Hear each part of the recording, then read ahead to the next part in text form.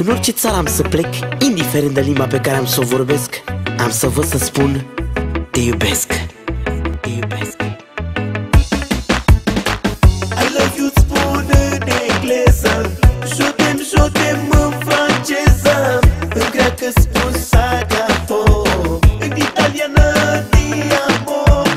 Dar cel mai frumos să-mi sună te iubesc spus în română. Și acum fără să mă minți, spune-mi băiete ce simți. Din partea mea, puștoaica lui Nino, împreună cu șeful meu Nino, dedicăm această melodie special pentru toți românii care sunt plecați în străinătate.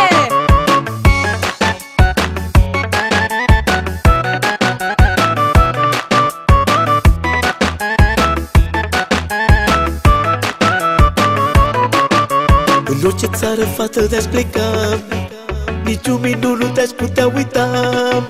Și orice limba aș învăța să mă vorbesc, aș întreba cum se spune te iubesc. În orice țară eu de aș pleca, niciun minut nu te-aș putea uita. Și orice limbă aș învăța să o vorbesc, aș întreba cum se spune te iubesc. I love you spun în engleză, je t'aime în franceză, în greacă spun s'agapò, în italiană ti amo. Dar cel mai frumos îmi sună te iubesc spus în română. Și acum fără să mă minți, spune-mi tu, fată, ce simți.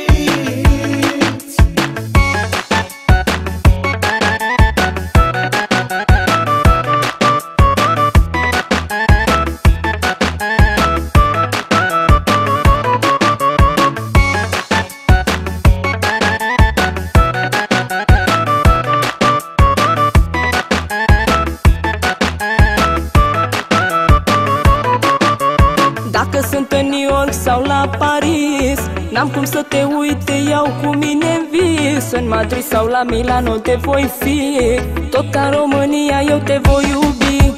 Dacă sunt în New York sau la Paris, n-am cum să te uit, te iau cu mine în vis.